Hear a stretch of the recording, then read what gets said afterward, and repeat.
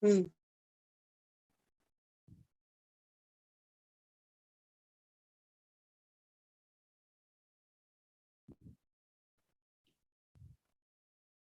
Good morning. Am I audible?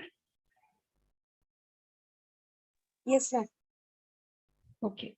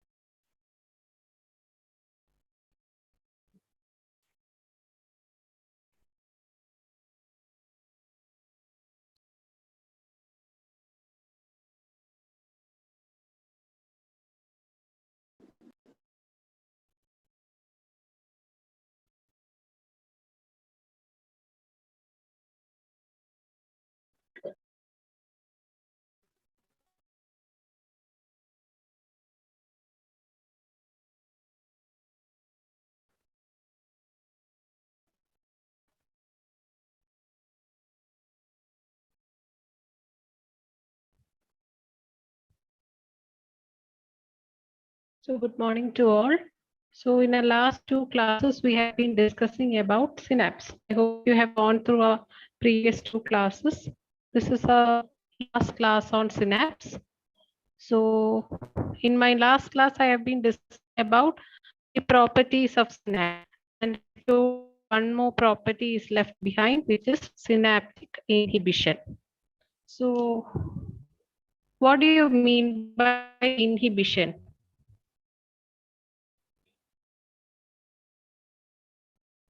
Inhibition means anything that is preventing or arresting a mechanism. So synaptic inhibition means something that is stopping the synaptic transition.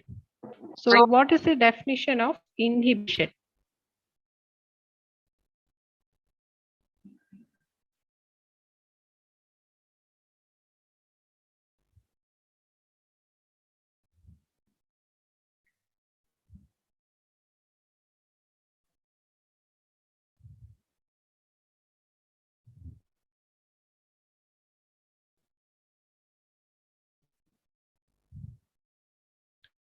So inhibition means the absence of prevention of action through a voluntary activation of a process that involves no damage to the tissue in question. This is the definition of inhibition. Now we will see what is synaptic inhibition. So we know that in the nervous system, the neurons are highly interconnected with each other. Now this interconnection in such a way that even a tiny stimulation of the neurons, any trivial stimulation of the neurons can lead to widespread activation of different nerves. So even a tiny stimulation can lead to widespread activation of nerves. So synaptic inhibition acts as a protective mechanism and prevents this unnecessary spread of impulses. So this property of synapse is actually a protective mechanism. It will prevent excessive excitation of the neurons. It prevents the explosive situation wherein there will be widespread activation of several neurons, and thus it will prevent unnecessary spread of impulses. So this is the property of synaptic inhibition.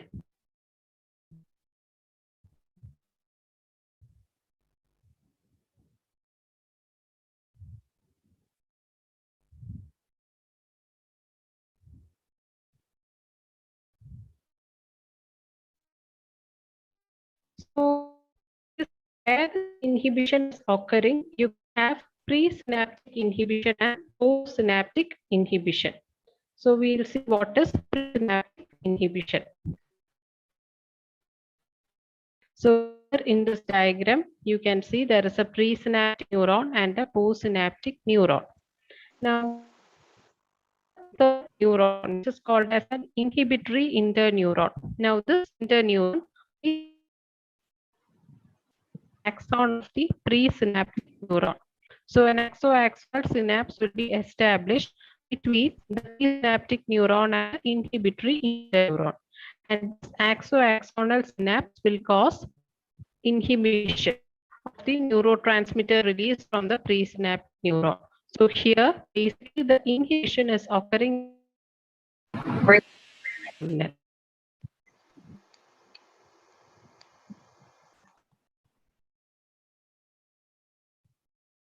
inhibition is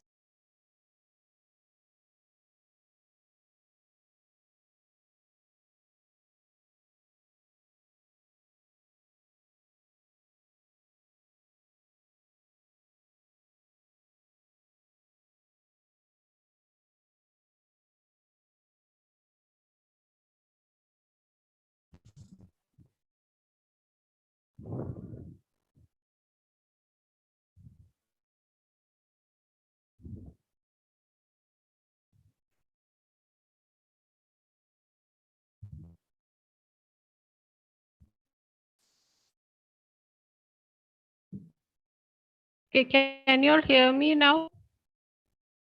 Yes, ma'am. Okay. So I was telling about presynaptic inhibition. So here the inhibition is mainly occurring at the level of presynaptic nerve terminal.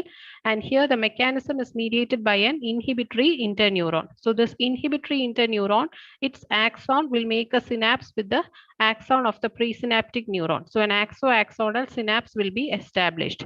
And this will result in reduced neurotransmitter release from the presynaptic neuron. So this type of inhibition is called as presynaptic inhibition.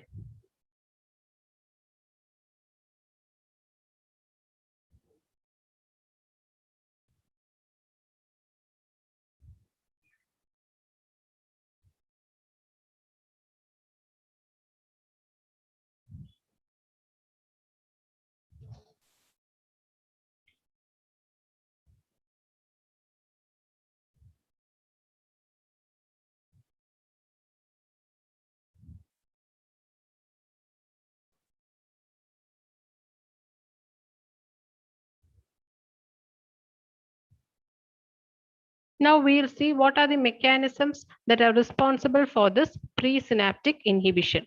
Mainly three mechanisms have been proposed.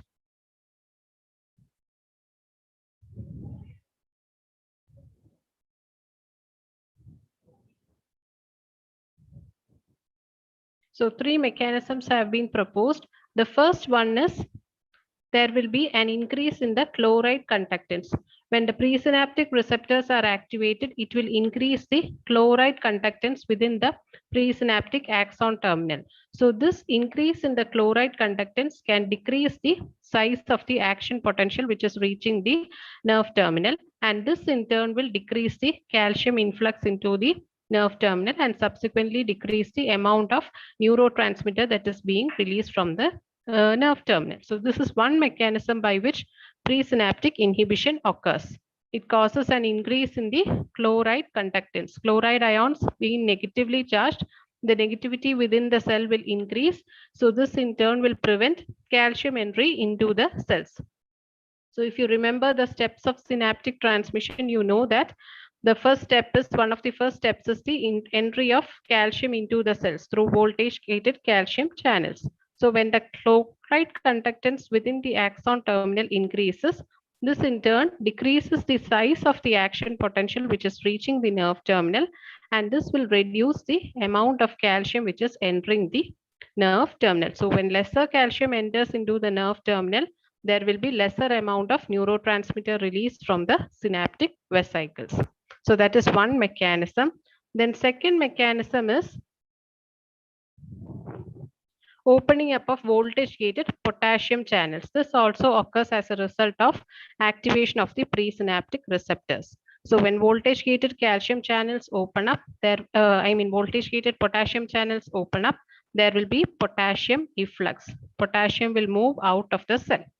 So this also can lead on to a decrease in the calcium influx and thereby reduce the neurotransmitter release.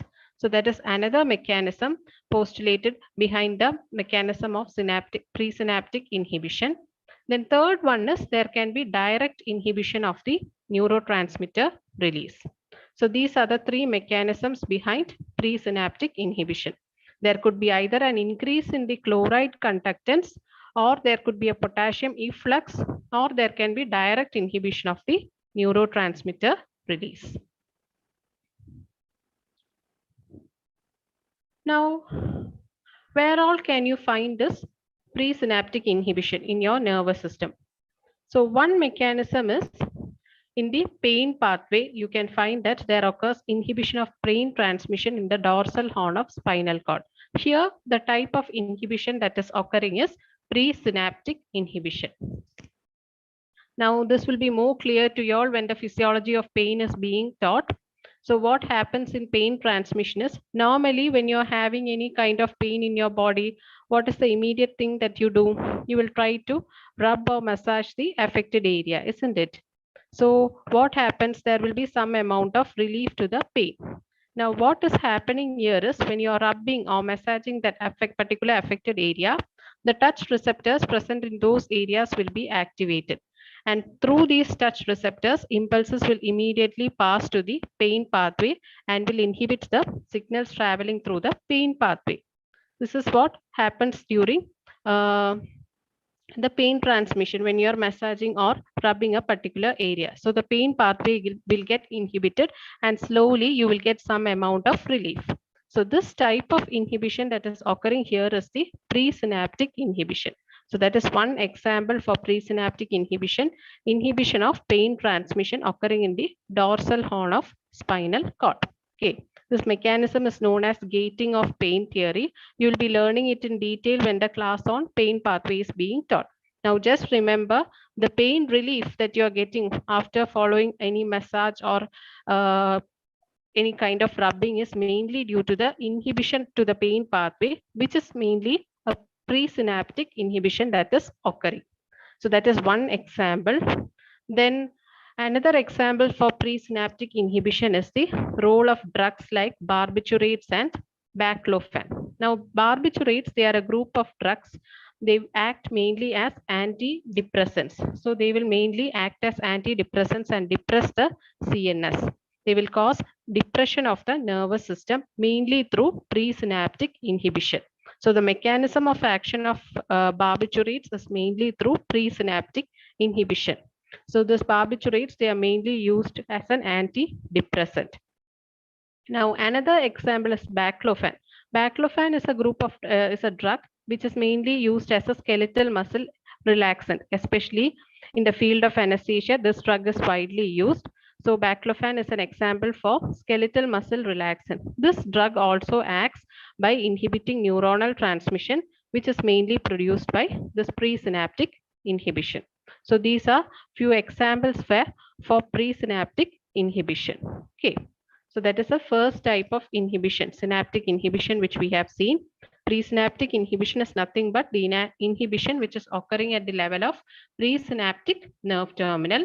It involves a axo-axonal synapse produced by a inhibitory neurotransmitter. And you have got three mechanisms. There could be either an increase in the chloride conductance or a potassium efflux or direct inhibition of the neurotransmitter release.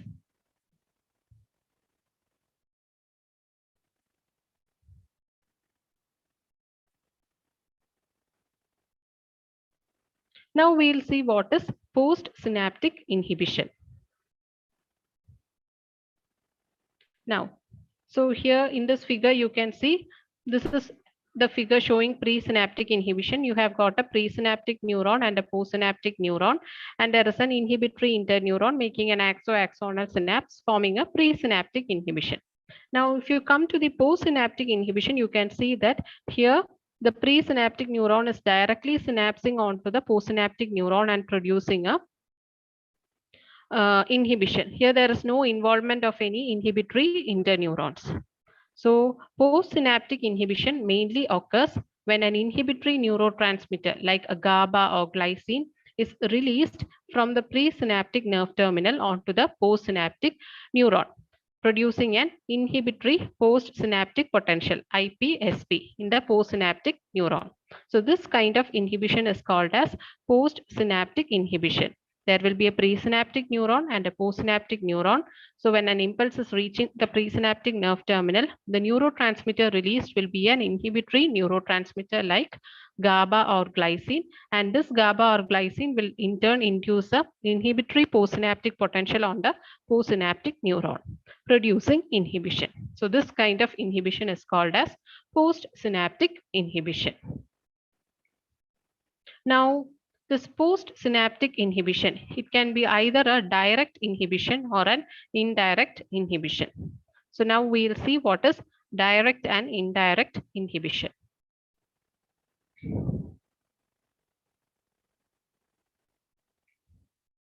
So direct inhibition means it is a postsynaptic inhibition which is produced during the course of the IPSP.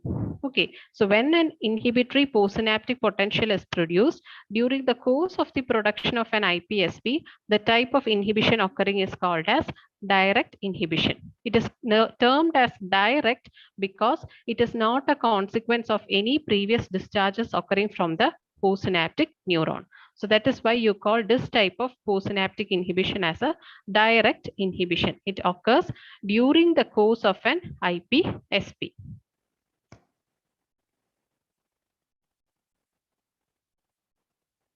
Now, direct type of postsynaptic inhibition is usually seen in the spinal cord. So if you see this figure, this is a diagram representing the spinal cord, and a classical example of direct inhibition is mainly seen within the agonist and antagonistic group of muscles. So can you tell me what is an agonist and antagonistic muscle? Have you come across these terms? Agonist means muscle that is contracting, and antagonist means the muscle which is relaxing. So we'll take the example of the upper limb. Now in the upper limb, suppose when you're flexing your elbow, which is the agonist, which is the muscle that is contracting?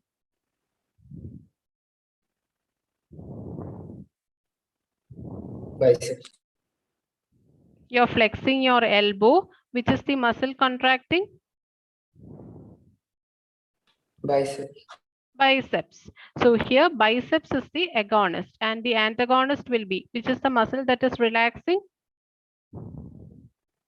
Triceps. Triceps. Very good. So in this example, the agonist will be the biceps and the antagonist will be the triceps. So when the biceps is contracting, the triceps will be relaxing. Only then flexion can occur at the elbow. Otherwise, flexion of the elbow will not be possible. This is just an example I am giving you.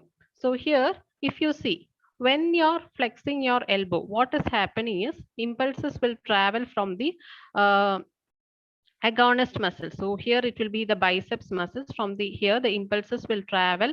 It reaches the spinal cord, and in the spinal cord there are several motor neurons present in the spinal cord. So the fibers you can see as in the figure, the fibers will go and they will synapse on one type of motor neuron that is supplying the agonist muscle. So this is one pathway. Impulses will travel through these afferent fibers and go and synapse onto the motor neurons supplying the agonist muscle. Simultaneously, the fibers will also synapse onto an inhibitory interneuron, which in turn is synapsing onto a motor neuron that is supplying the antagonistic muscle. So the direct synapse onto the motor neuron supplying the agonist muscle will result in contraction, while here via inhibitory interneuron, it synapses onto the motor neuron supplying the antagonistic muscle. So here the response will be inhibited. So that is the reason why you are getting contraction in the agonist muscle and relaxation in the antagonistic muscle. Okay, so this is one example showing direct inhibition or direct postsynaptic inhibition. Okay, this type of inhibition is also called as reciprocal inhibition. Okay, one classical example is the biceps contracting and triceps relaxing while you are flexing your elbow. Now a similar example can be shown in the lower limb also.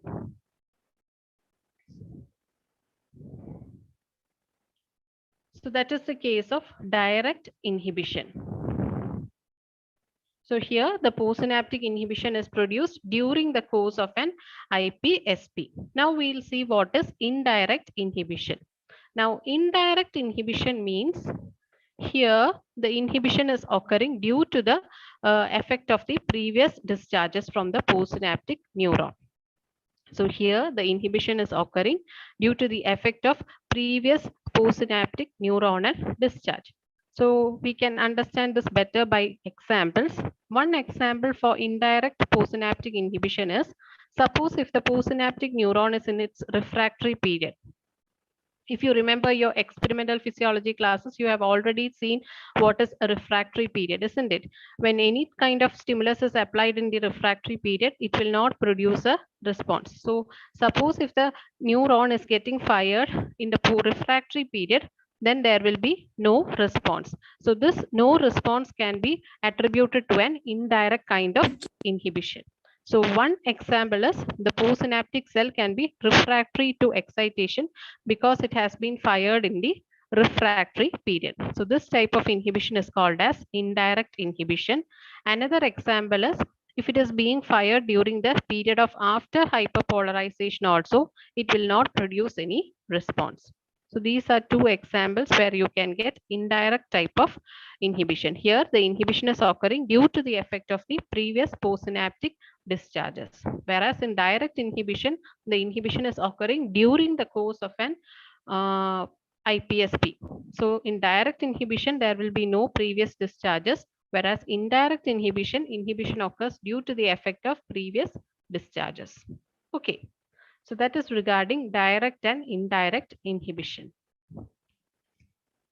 So we have seen what is presynaptic inhibition, what is postsynaptic inhibition, what is direct inhibition, and what is indirect inhibition.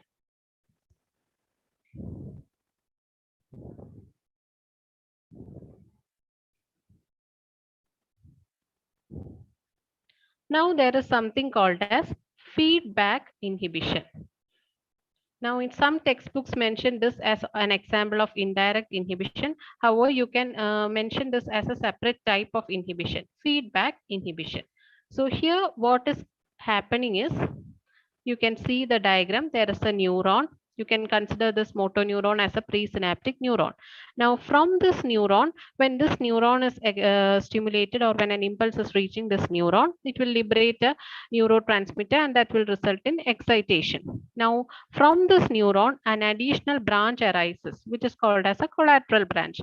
And this branch can go and synapse onto another inhibitory neuron, which in turn will cause inhibition of this very same neuron. So the same neuron that is getting excited is being inhibited through a collateral branch that is arising through it.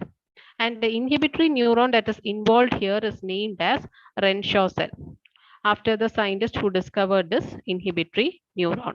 So this type of inhibition is called as feedback inhibition.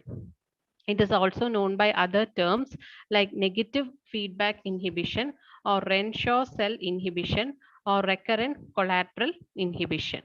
Now, it is called negative feedback inhibition because here the same neuron which is getting excited will, through its collateral branch, it will cause its own inhibition. So that is why you call it as negative feedback inhibition. Okay.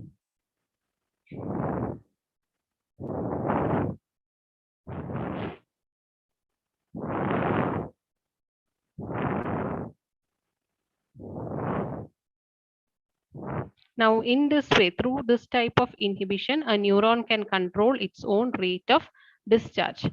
Now, one applied aspect of this negative feedback inhibition or Renshaw cell inhibition is in case of strychnine poisoning. Now, strychnine is a toxin that is released from a seed of a fruit called as Nux vomica. Now, in Malayalam, we call this as Kanyiram. So, if you know that, we have heard that this seed of this fruit is poisonous. So what happens in strychnine poison is a person who is consuming the seeds of this fruit called Nux vomica, they can result in convulsions. Now what is happening here is, in this fruit, there is an alkaloid known as strychnine. Strychnine is the alkaloid which is obtained from the seeds of the fruit called Nux vomica or this Kanyiram. So what happens is, when you are ingesting these seeds, it will produce convulsions. Now what is happening here is, this alkaloid, that is strychnine, will go and bind to the receptors present in your motor neuron and it will inhibit this feedback inhibition. So when feedback inhibition does not occur, what happens? the neuron will remain in a state of prolonged excitation. And that is the reason why convulsions are produced when you consume the seeds of Nux vomica. So that is the classical feature seen in strychnine poisoning. A patient who has consumed this, who has come with strychnine poisoning will develop convulsions, which is mainly due to the prolonged excitation that is seen due to the inhibition of this feedback mechanism. So all the muscles, skeletal muscles will be predominantly in a state of excitation or contraction, including your diaphragm. So this is a very fatal situation. If feedback inhibition does not occur normally, then all the neurons will be in a state of excitation, and this can lead on to widespread convulsions in your body. So that is one applied aspect of feedback inhibition seen in strychnine poisoning.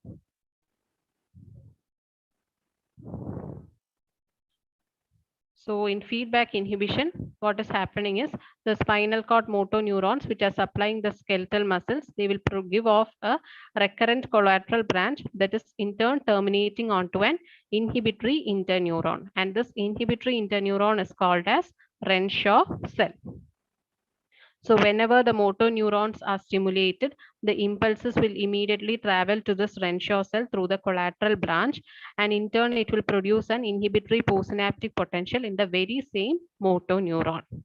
So in this way, the same motor neuron can control its own discharge, its own rate of discharge. So that is regarding feedback inhibition. Feedback inhibition occurs with the help of an inhibitory interneuron called as Renshaw cell. So through feedback inhibition, the same motor neuron which is getting excited can in turn inhibit its own discharge via a inhibitory interneuron like Renshaw cell.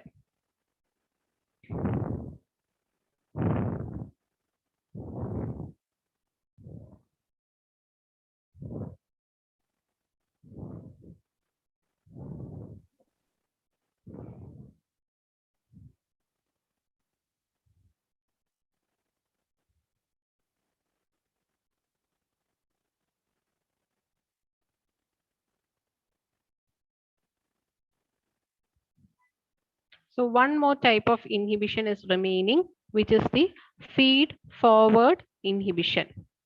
Now, feed-forward inhibition is usually seen in the cells of cerebellum. So I've shown in the figure an example. Now, when you're learning about cerebellum, you will come across the histology of cerebellum, where you will find that the cerebellum contains numerous types of cells. Now, here I have shown few cells. Now, PC denotes Purkinje cells and BC denotes basket cells. These are the different types of cells seen in the cerebellum. Okay, cerebellum contains few flask-shaped cells called as Purkinje cells and tiny small cells called as basket cells. Now, parallel fiber type of cells are also another group of cells seen in the cerebellum. So here what is happening is these parallel fibers, they can stimulate both Purkinje cells and basket cells. Whenever a stimulus is reaching the parallel fiber type of cells, they will stimulate both Purkinje cells as well as the basket cells. But the basket cells in turn can inhibit the Purkinje cells. So when an impulse is reaching the parallel fibers, initially the Purkinje cells will be stimulated along with the basket cells. But when the basket cells are stimulated, they in turn will go and inhibit the Purkinje cells. So the duration of excitation of Purkinje cells will be limited. And this type of inhibition is called as feed-forward type of inhibition. Okay. It is usually seen in cerebellum. So here a neuron is connected through two pathways. That is, here in case of this example, the Purkinje type of cells seen in cerebellum, it has got excitation through parallel fibers while inhibition through the basket cells. So the advantage of this type of inhibition is it will limit the duration of the excitation produced in a particular cell. So this type of inhibition is called as feed-forward inhibition.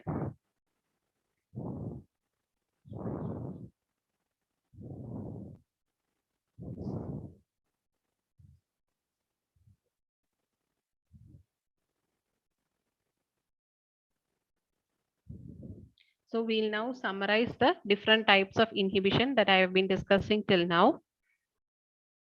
So here in this figure, you can see initially we have seen presynaptic inhibition.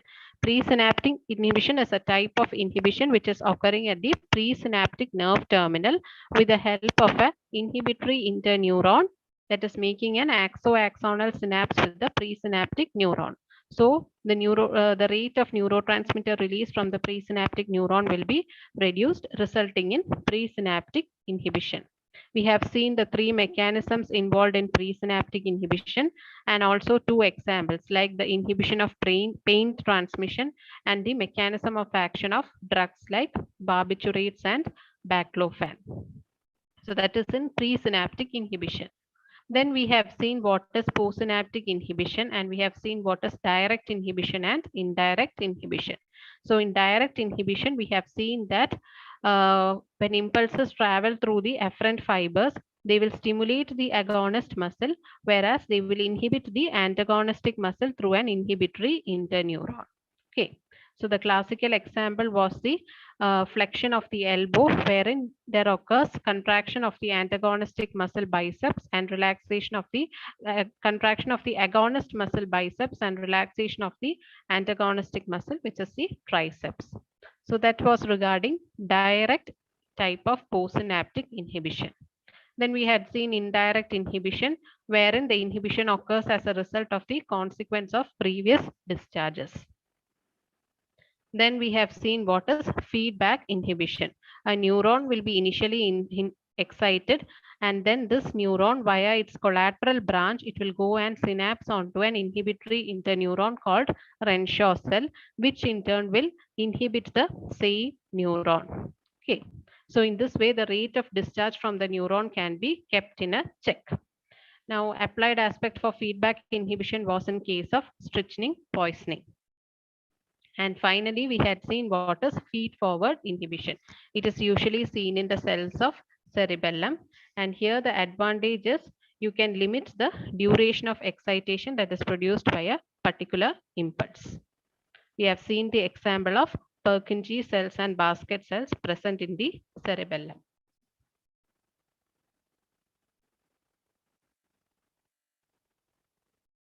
So I hope the different types of synaptic inhibition is clear to you all. So with that, we have come to an end of synapse. So we'll quickly go through the different aspects of synapse that I have been discussing in the past few classes. So initially we had seen the functional anatomy of synapse. We have seen the different parts of synapse like presynaptic membrane, synaptic cleft, then postsynaptic membrane. We had seen the different parts in each of these. Then we had seen the types of synapse like the chemical synapse. Then we have seen the electrical synapse, what is a reciprocal synapse. Then we have come across the steps of synaptic transmission, mechanisms in the presynaptic mechanisms as well as the postsynaptic mechanisms. Then we had seen the different types of synaptic potentials, like what is EPSP or excitatory postsynaptic potential, and what is IPSP or inhibitory postsynaptic potential. Then we had come across different types of properties of synapse. We had seen what is one-way conduction, synaptic delay, then what is occlusion, summation, subliminal fringe. Then we had seen what is after discharge, synaptic plasticity, synaptic fatigue. And in today's class, we had seen the synaptic inhibition and its types. So I hope you have got a rough idea about synapse and its different aspects. Now, synapse can be asked as a part of your essay. The synaptic transmission, its steps can be asked. Then properties of synapse can be asked as a short note. And synaptic inhibition can also be asked as a short note. Okay. So if you are asked about the properties of synapse, explain each property with the help of a diagram. Now, one small topic that is remaining is the neurotransmitters. Now, all this while I have been discussing about synapse, I have been telling that whenever synaptic transmission is occurring, a neurotransmitter will be released based on whether it is a excitatory neurotransmitter or an inhibitory neurotransmitter, the response will vary. If it is an excitatory neurotransmitter that is released, it will result in excitation of the postsynaptic neuron through an EPSP. And if it is an inhibitory neurotransmitter that is being released, it will result in inhibition of the postsynaptic neuron. So you just need to have an idea about the few of the excitatory and inhibitory neurotransmitters. Now, it is a very vast topic. I am just briefly going through the different types of neurotransmitters. So what are neurotransmitters? They are nothing but they are chemical substances that are responsible for the transmission of an impulse through a synapse. Now, similar to neurotransmitters, there is another term called as neuromodulators. Now, as the term suggests, neuromodulators are substances that do not have a direct effect on their own, but they can modulate the actions of the neurotransmitters.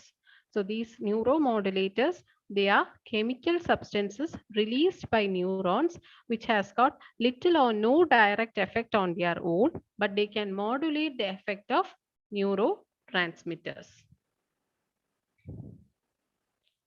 Now, if you see the classification of neurotransmitters, you can see that broadly they are divided into two groups. You have got small molecule neurotransmitters and neuropeptides. Now, these neuropeptides are basically neuromodulators that will be modulating the actions of the different neurotransmitters.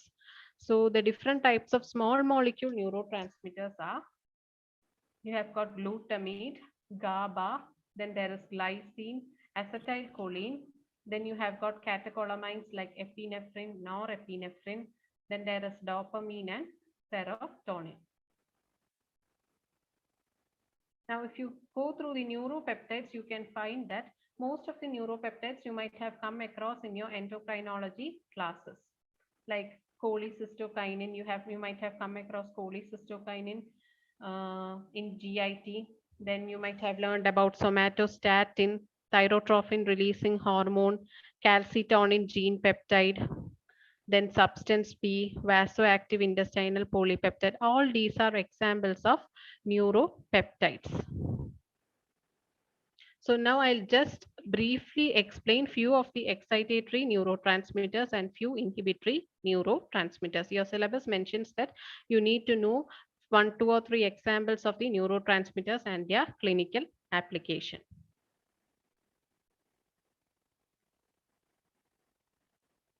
So first of all, we'll see about acetylcholine. Acetylcholine, it has been already dealt in your class in neuromuscular junction, isn't it? You have seen that acetylcholine is the major neurotransmitter that is released from the neuromuscular junction. Okay. Now, you know that acetylcholine, it has got two type of receptors, nicotinic receptors and muscarinic receptors. Now, nicotinic receptors itself, you have got NM and NN type of receptors, and muscarinic receptors, they are mainly of 5 types, M1 to M5. Now, this receptors of acetylcholine, sometimes it may be asked for your Viva. So can you tell me the location of muscarinic receptors? Where do you find M1 receptors?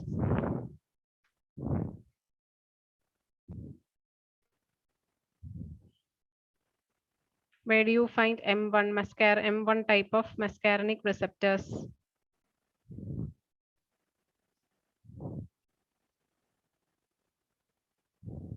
Which is the type of receptor present in your heart from M1 to M5?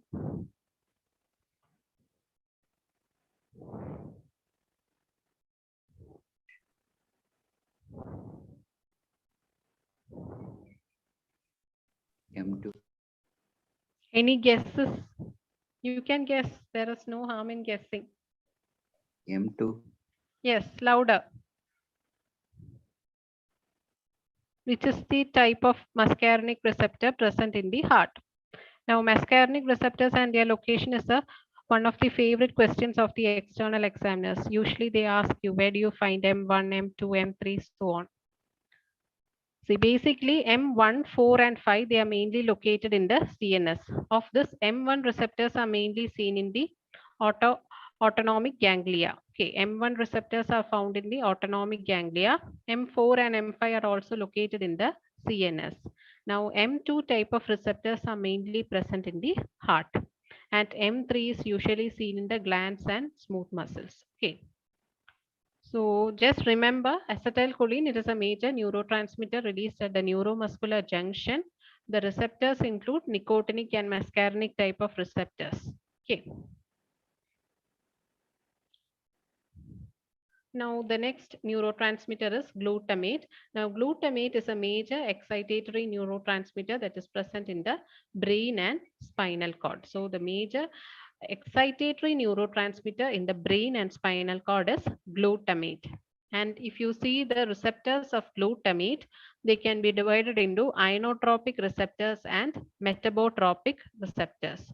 So these are the minimal things that you need to know about each neurotransmitter. Just remember, glutamate, it has got two types of receptors, inotropic and metabotropic receptors. Inotropic receptors examples are AMPA, kainate and NMDA type of receptors. These are the subtypes of the inotropic receptors.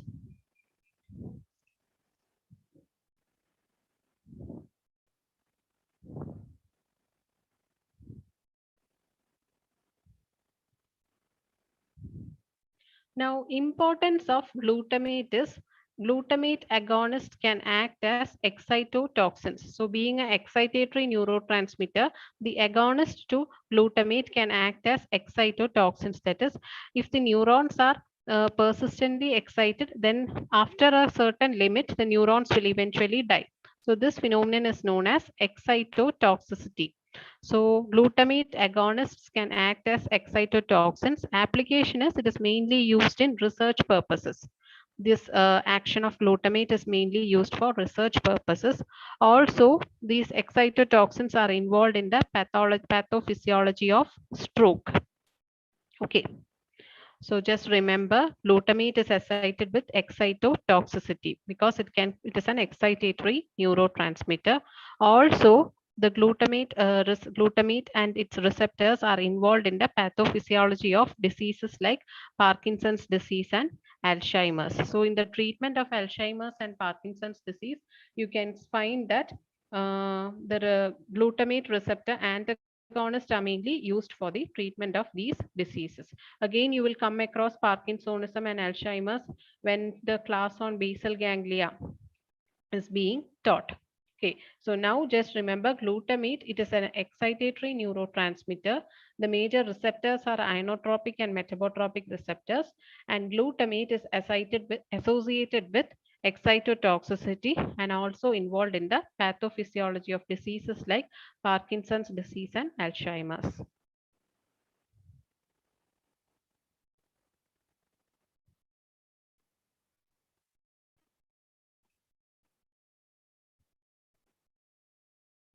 Now, another neurotransmitter is GABA.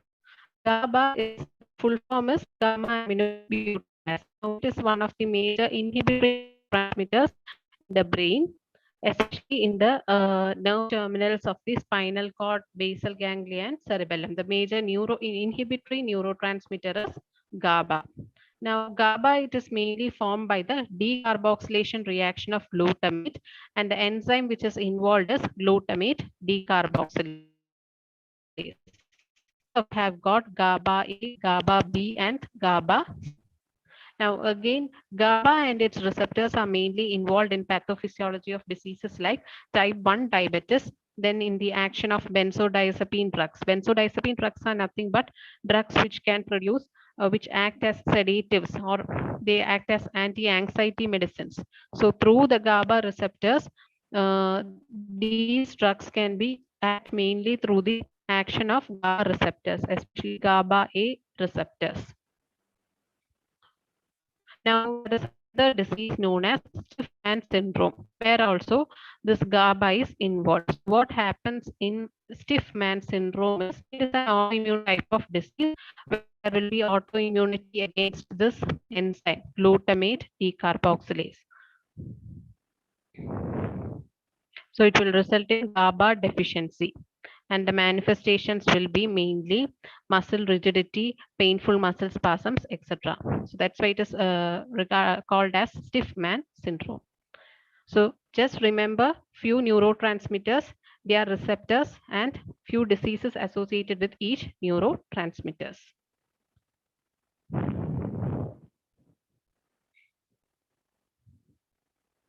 So I have summarized major neurotransmitters in this table. So let's all know it is mainly associated with fight and flight situation. In stress situation, the neurotransmitter that is produced is adrenaline, and mainly is the heart rate and blood flow. The noradrenaline is mainly concerned with the contraction of the blood vessels, increasing the blood flow. Then you have dopamine. Dopamine is mainly associated with producing a feeling of pleasure, motivation, etc. So dopamine is a neurotransmitter which is mainly influencing your behavioral movement, motivation, etc. Then coming next, neurotransmitter is associated with the mood changes in an individual. It contributes to the well-being and happiness mood in an individual. Also, the serotonin can influence your gastrointestinal system. So these few actions.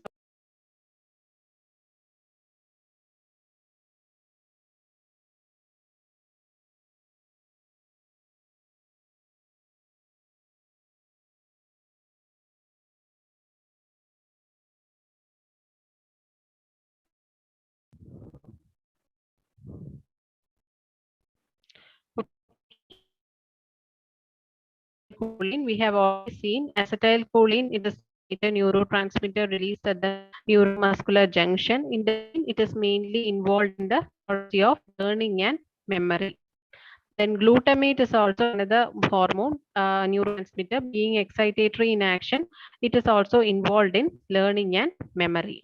And finally, you have got endorphins, which is mainly released during any kind of excitement.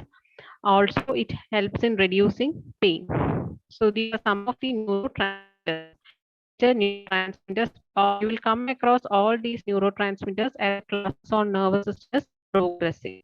So for time being, just have an idea about each neurotransmitter, the receptors associated with each neurotransmitters, and the basic function of each neurotransmitter, whether it is an excitatory neurotransmitter or inhibitory neurotransmitter.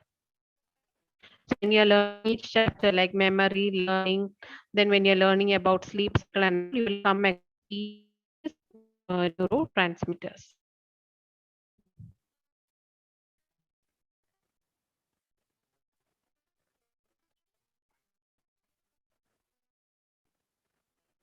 So with that, we have come to an end of the session. So any doubts?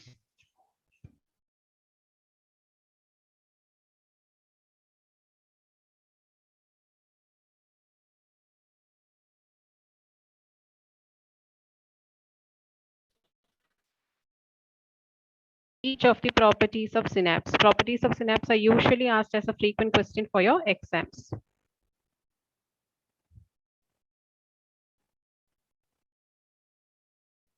So if there is no doubts, then we can wind up. Okay, thank you. Thank you, ma'am. Thank you, ma'am. Thank you. Thank you, ma'am. Thank you, ma'am.